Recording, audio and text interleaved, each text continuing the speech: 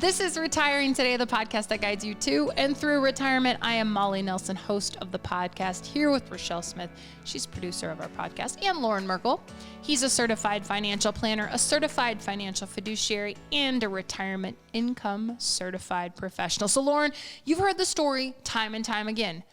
Good savers, they work hard, they put that money away, they maximize the employer-sponsored plan, they open up the other accounts, and then they get ready to retire.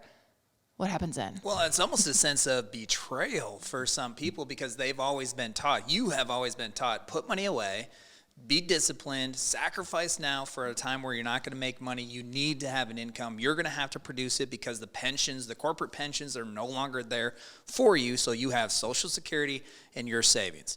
You get this big tax deduction on this money that you put away in the pre-tax 401k plans or tax-deductible IRAs. So that is an immediate benefit, which kind of lures us in. But then once you have to start looking at taking this out and you look at the tax bill that you are going to have not only at point of retirement in that particular year, but the following year and the following year and the next 10 to 20 years, you add up what your potential retirement tax bill could be over the next 20 years of retirement, and you're looking at a high six-figure and in some cases a seven-figure retirement tax bill, and you're saying, wow, why didn't anybody tell me that there was a different way 20 or 30 years ago? I would have considered it. And Loren, you have 15-minute retirement checkup calls with people all the time. And before they sit down and really get into the planning process with the planners here at Merkle Retirement Planning, they often feel like, well, it's taxes. I have to do it. Why should I be so worked up about it? It's just a part of life. And that's one of the things that we have to talk through because you've always paid taxes, and in retirement you feel like it's probably not going to be any different. You're still going to have to pay taxes as you take income.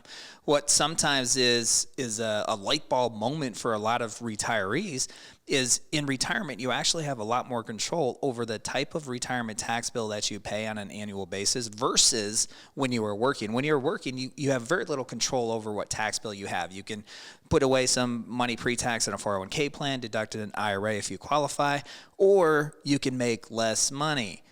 But when you're working, that is not really an effective strategy. That's not an attractive strategy for people who are working. Hey, boss, I want to make less this year because I don't want to have a bigger tax bill. That doesn't work. That's not the way you're thinking. Not a common conversation. It's not the way you're programmed.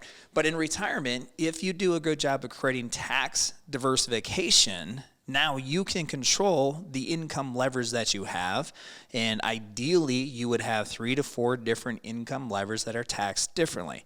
And then what you do is you create your investment plan, you integrate that in with your income plan, and integrate both of those into your tax plan, and now it's possible that you could knock 6 figures plus off of your total retirement tax bill if you're really intentional about your retirement plan.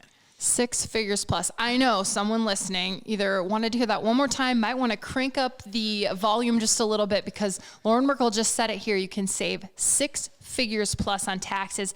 That is a new concept for a lot of people. We were at a workshop and we were talking about this conversation right here. And I was showing somebody, I was talking about the different tax planning strategies. And in the workshop, this couple didn't have any questions. They were very quiet until they came into their first visit, and then it was all about the questions. And their immediate comment to me, they said, Loren, they said, we're not worried about running out of money. And at this point, I know nothing about them, right? They were saying, Loren, we are not concerned about running out of money, which is, for 87% of the population of retirees, that's what their primary concern is. So they wanted to be clear up front. What they wanted to talk about was taxes. They say, we know we have a big retirement tax bill. We don't know exactly what that is, but we're worried about it. We're concerned about it. Let's talk. In the next 45 minutes, that's what we talked about is their retirement tax bill, strategies that they can incorporate to knock some of the bill off of their retirement tax bill. And then we started working together. We put together their plan. And over the course of their 20-year retirement, we should easily be able to knock 6 figures off of their retirement tax bill, and that is not an uncommon scenario.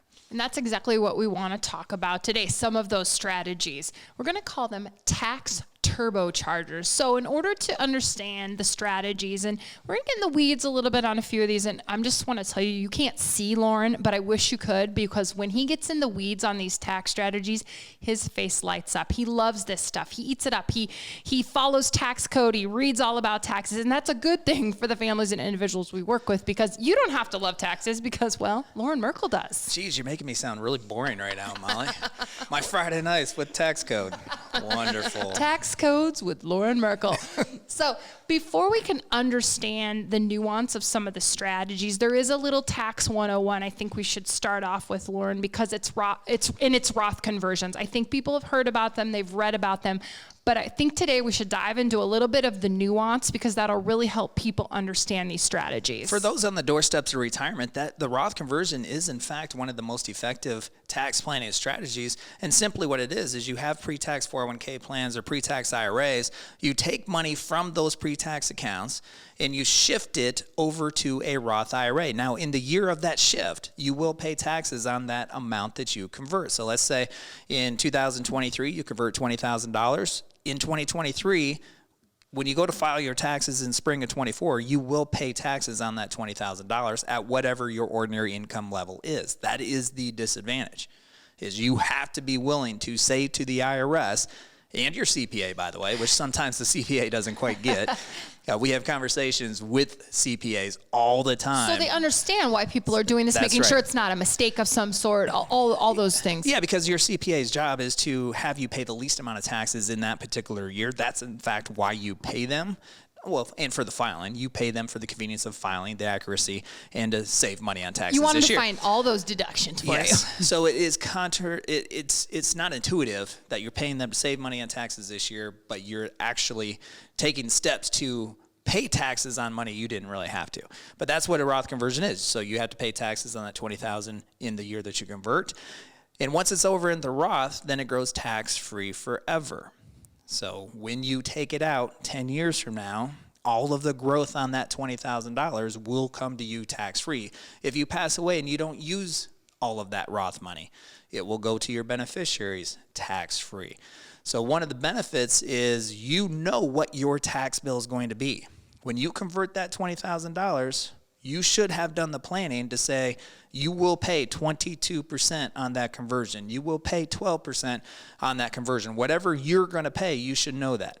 And then you compare that versus if you didn't convert, what you think you would pay on that money down the line. And if it's equal to or less, then that means it is a good deal. And then you've insulated yourself from any tax hikes in the future on that money. You may be wondering if a Roth conversion is right for your retirement vision. You can talk directly with a retirement planner by scheduling a 15-minute retirement checkup call. Go to merkleretire.com. That's MERKLE retire.com. And then you'll get a calendar there. You can choose a time and a date that works for you and schedule a 15-minute retirement checkup call. And you can talk about some of these tax turbochargers. One of the first ones we want to talk about, Loren, is exploiting those low earning years. This is a tax turbocharger that really kind of sneaks up on us, and we don't really a lot of times know that we're going to have these opportunities until they actually happen. You lose a job, you take a pay cut. If you're married, your spouse loses his job, takes a pay cut, or retires, and sometimes retirement comes unexpectedly. There's a lot of things that can happen over the course of life that may create a scenario where you're not going to make as much money this year than what you did historically. And that could be an opportunity to take advantage of this Roth conversion. Just a quick example. Let's say historically you made $100,000 a year. That trajectory just continued to go up, except for something happened. And this year, instead of $100,000, you're only going to make $65,000 or $70,000. Well, you can take that opportunity to convert $20,000, $30,000, and you would pay the same level of tax on it as you would have if you were going to make that $100,000. But now you have that money that's in a tax-protected account underneath the Roth IRA where it's insulated for any future tax rate hikes, and it's growing tax-free that can produce tax-free income later down the road.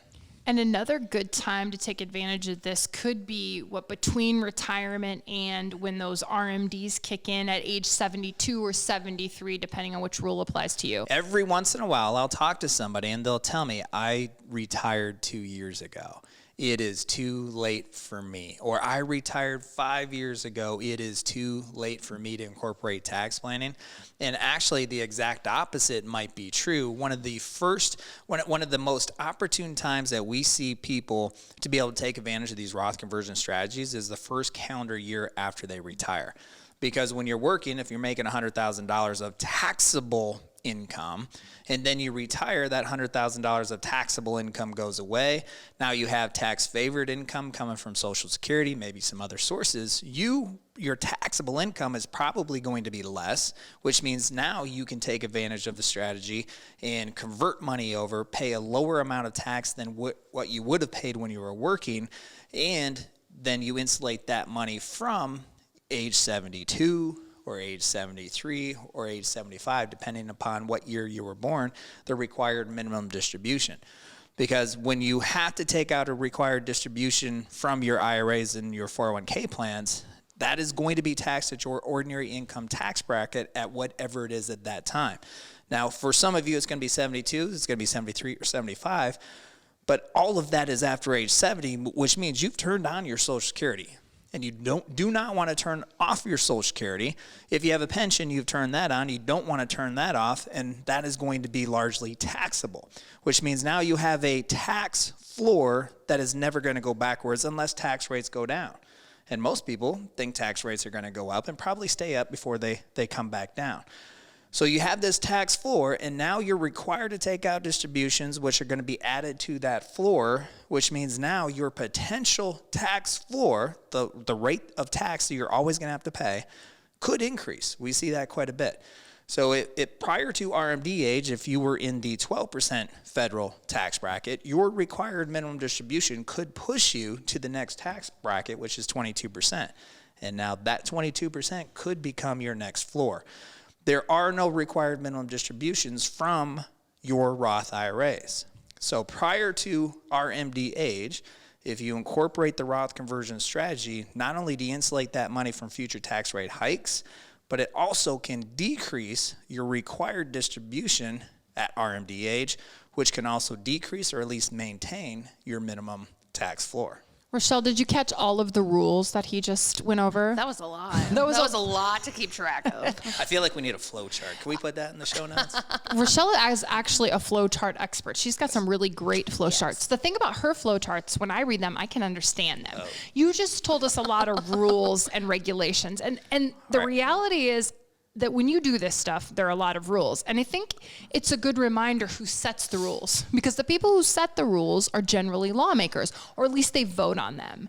And what we know about lawmakers is some serve for a very long time and some don't serve for a long time. We're not getting political on who you're supporting here, but I'm setting all of this up to say that these rules can and do change all the time. They change all the time, almost yearly. I mean, we had some big tax law changes that took place with the Secure Act 2.0, and that Secure Act 2.0 is going to continue to change the tax laws for the next decade. So just with that law being passed, we know, unless that law is changed, we know that there's going to be continued tax law changes for at least all the way up until 2034.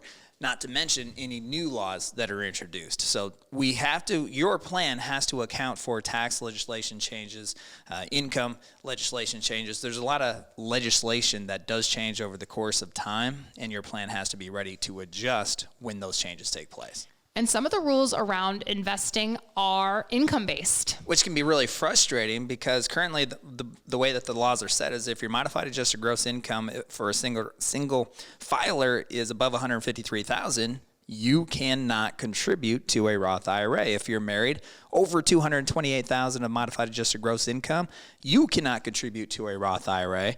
And so you have this wonderful vessel, this investment vessel out there that is available to a lot of people.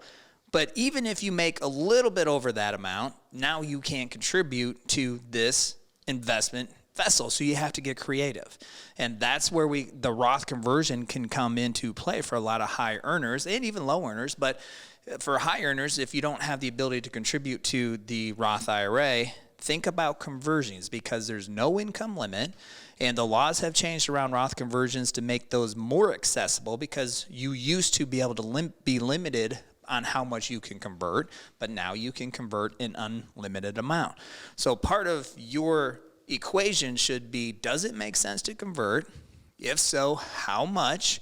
And what are you willing to pay from a tax bill standpoint now in order to save X later down the road? And that should be all a part of your equation. And I don't want to go too far here, but I think it's okay or safe to say that there is some sense of urgency with this, depending again on a lot of factors that you would go through if you had a 15-minute conversation with someone. But this Roth conversion strategy has been on the chopping block before in Congress. Yeah, there's a lot of different ways that you can look at the sense of urgency. Law changes is definitely one of them. Congress has talked about changing Roth IRAs, changing the ability to convert to Roth IRAs. All of that is at all times on the chopping block. So the thought process is before they cut it off, because many people think they will, then you might as well get your conversions in while you can.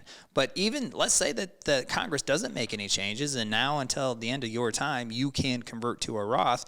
Your sense of urgency is going to be every single December 31st that goes by, and you do not have an intentional tax plan in place, then that could be a missed opportunity for you to take advantage of those tax rates. Now I'm not saying that you should convert each and every year, and depending upon your situation, maybe conversions don't make sense for you, but you don't want to just let time go by without knowing and without having that intentional plan. And that's why, Molly, you said that this is all confusing and there's a lot that goes into it. There really is, but I can tell you for the families and individuals that we work with, but what makes this easier for them is to be able to see it, to be able to see their written plan, and to be able to see if they do a conversion this year, how much would they pay? And then answer the question, is it a good deal? And the way you answer that question, is it a good deal, is you compare what they would pay later down the road on if they didn't do a conversion or if they waited to do conversions. And then you compare that information, and then that decision of, do you convert this year?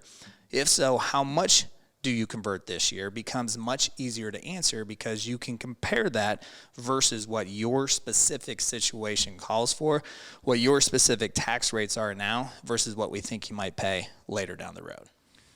Richelle, Loren, there is nothing that I like better. Well, not much that I like better than a cold draft beer, specifically like a pale ale, maybe a Lagunitas or a Sierra Nevada. Is that what's in your cup over there? I was a little curious. And I'll drink it out of a bottle. I'll drink it out of a can. But if I see a pull at a restaurant or a bar and it's got a pale ale on it, I am saying fill it up.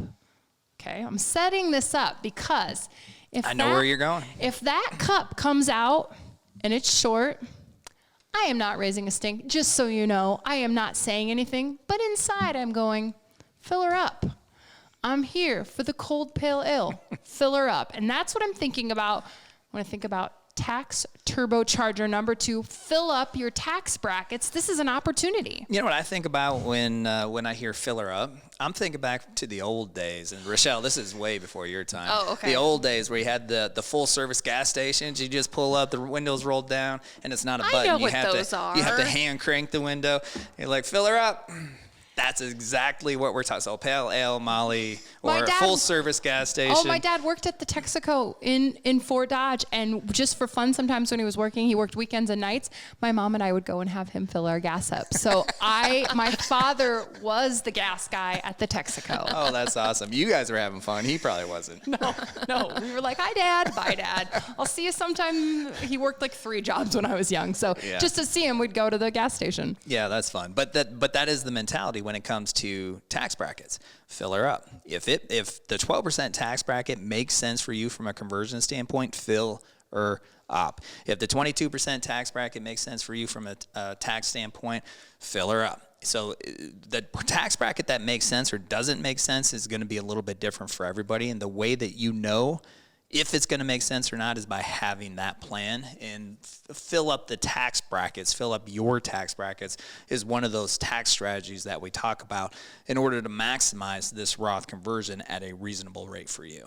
Well, and if you haven't looked at tax brackets lately, and I cannot believe I'm going to finish this sentence with, they're kind of interesting. Yep, Ooh. I just said that out loud. Oh, nobody saw that one Are you coming. okay, Molly? Are you feeling okay? It's the pale ale kicking in. They are sort of interesting. So in 2022, the 24% tax rate that applies to married couples, I would call it, for lack of a better word, is it wide? Is it huge? I don't know what the term for a tax bracket is, but the low end of that tax bracket is $178,000, and the high end is $340,000. So I guess in order to fill up the bracket, you've got a lot of room there to before you go to that next bracket. I was still thinking about your pale ale, so I forgot. I missed it. Did you say that was a 22 or 24? I've got 22 in my notes. All right, that's what I thought. I just want to clarify. That's actually the 24% tax bracket. For the year 2022, the 24% tax bracket. Yeah, yep. So that's actually the 24% tax bracket if you file married. And yeah, that does leave a lot of room for conversions. And whether or not you want to fill her up all the way to the top of that 24% tax bracket is up to you. You do need to consider all of the costs, though. So the tax rate of 24% for federal taxes, that's one of the costs. If you live in a state that taxes those conversions, then that is also a cost and should be considered. But also IRMA, which is what a penalty potentially or an extra tax based on your income for Medicare charges, is also a part of that cost. Because if you're converting up to the top of that 24% tax bracket and you're within 2 years of filing for Medicare, you could have a big surplus tax charge on your Medicare premiums. You want to make sure you're aware of that and not surprised by it. Now, you may choose to go ahead and convert all the way up to the 24 anyway, but at least you went into it eyes wide open, you did the math, and it makes sense for you.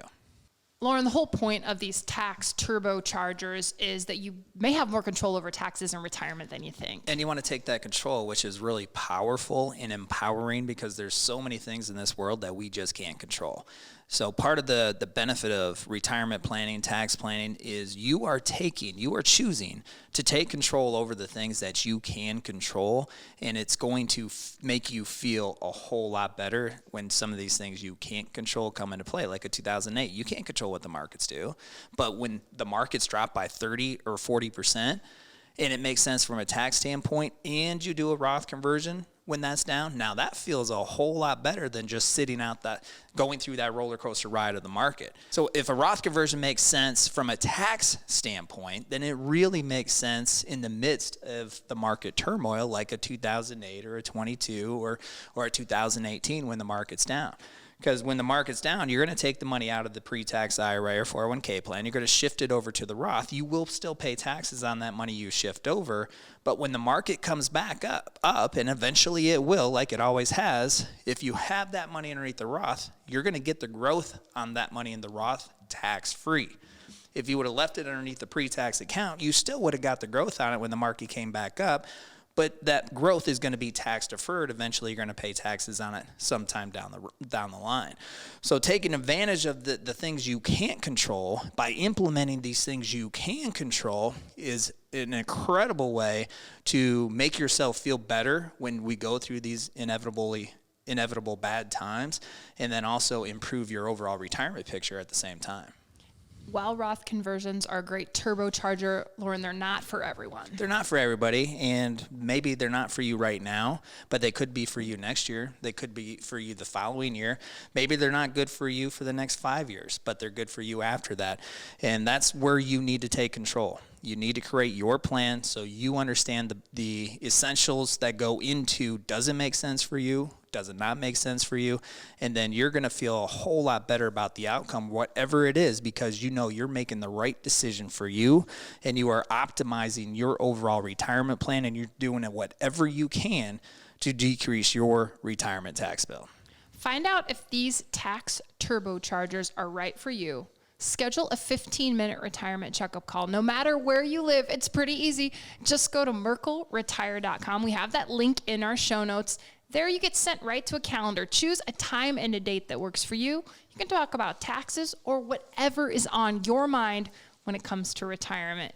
We'll continue talking about retirement on this podcast. It's Retiring Today, and we thank you for listening.